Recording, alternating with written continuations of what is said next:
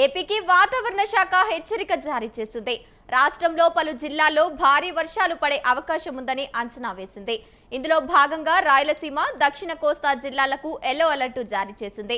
పల్నాడు, ప్రకాశం, కర్నూలు, అనంతపురం, అన్నమయ్య, వైఎస్ఆర్, నంద్యాల జిల్లాల్లో మోస్తరు నుంచి భారీ వర్షాలు పడే అవకాశం ఉందని తెలిపింది. 30 నుంచి 40 కిలోమీటర్ల వేగంతో గాలులు వీస్తాయని వాతావరణ శాఖ వెల్లడించింది.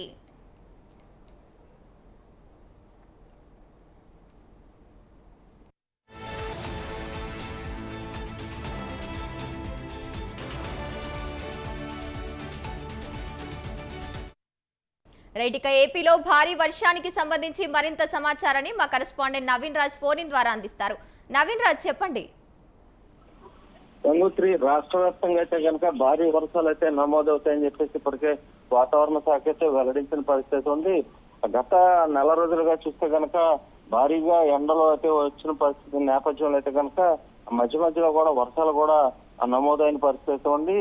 అయితే గత వారం రోజులుగా చూస్తే కనుక రాష్ట్ర వ్యాప్తంగా అక్కడక్కడ వర్షాలు కురుస్తున్న పరిస్థితి ఉంది. ఈ తాజాగా అయితే కనుక మరో 4 రోజుల పాటు అయితే భారీగా వర్షాలు కురిసే అవకాశం ఉందని చెప్పేసి అయితే వాతావరణ శాఖ ఇప్పుడే ప్రకటించిన పరిస్థితి ఉంది. అలాగే భారీగా వర్షాలతో పాటు 30 నుంచి 40 కిలోమీటర్ల వేగంతో అయితే కనుక ఈదురుగాలులు వీసే అవకాశం ఉందని చెప్పేసి దీని మీదైతే కనుక రాష్ట్ర వ్యాప్తంగా ఇప్పటికే ప్రభుత్వం కూడా అప్రమత్తం చేసిన పరిస్థితి ఉంది. అధికారులు కూడా రాష్ట్ర వ్యాప్తంగా అన్ని జిల్లాల్లోనూ కూడా సిబ్బంది అంతా కూడా అలర్ట్ గా ఉండాలని చెప్పేసి చెప్పిన పరిస్థితి ఉంది. Gangotri, right, thank you Naveen Raj.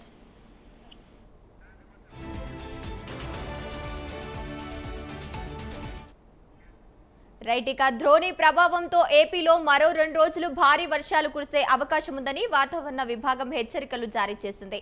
Right, ఇక ఇదే అంశానికి సంబంధించి మరింత సమాచారాన్ని మా కరెస్పాండెంట్ ఆర్కే సూర్య అందిస్తారు. సూర్య, చెప్పండి. గంగోత్రి, ఈ ద్రోణి ప్రభావంతో 2 తెలుగు రాష్ట్రాల్లో వర్షాలు భారీగా కురుస్తున్నాయి. ఈ రోజు ఉదయం నుంచి మొదలైన వర్షం వచ్చేసి ఇప్పటికీ చాలా భారీగా దంచి కొడుతుందని చెప్పొచ్చు. పలు చోట్ల రాయలసీమ ప్రాంతంలో పిడుగులతో కూడిన వర్షాలు కురుస్తున్నాయి. దాంతో ఎక్కడికక్కడ రోడ్లతో సహా ఆ లోతట్టు ప్రాంతాలన్నీ జలమయం అయిపోయాయి. అదే విధంగా కాస్త గాలులు కూడా బాగానే బలంగా కూడా వీస్తున్నాయి. దాంతో ప్రజలు కూడా అప్రమత్తంగా ఉన్నారు. కాగా రాయలసీమ ప్రాంతంలో నెల్లూరు, తిరుపతిలో భారీ నుంచి అతి భారీ వర్షాలు కురుస్తున్నాయి.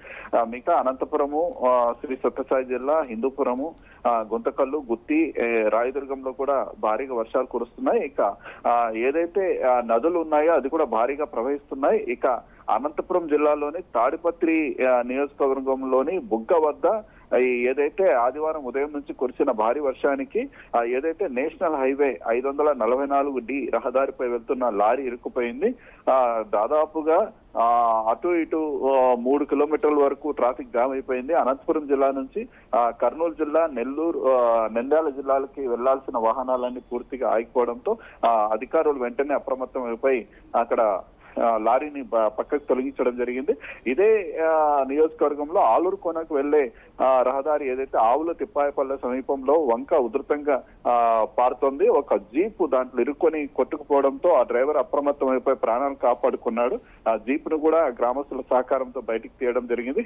అదే విధంగా గుమ్మగుట్ట వద్ద గల భైరవాన్ తిప్ప ప్రాజెక్టు కూడా వరద నీటి ప్రవాహం పెరిగింది. కర్ణాటక ప్రాంతంలో 2 రోజులుగా కురుస్తున్న భారీ వర్షాలకు వేదవతి హగరి నది ఉధృతంగా ప్రవహిస్తూ బీపీటీకి చేరుతోంది.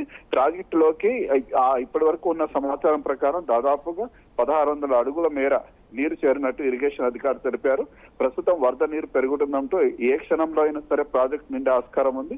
ప్రాజెక్టు పరిధిలో కుడి ఎడమ కాలువల కింద దాదాపు 12,000 ఎకరాలు ఆయకట్టు సాగు అందుతోంది. అధికారులు కూడా ఎప్పటికప్పుడు అక్కడ సమీక్షలు నిర్వహిస్తున్నారు. ఏదైనా అటువంటి ప్రమాదం సంభవించినా కూడా గ్రామస్తులు అప్రమత్తంగా ఉండాలని కూడా సూచించడం జరిగింది.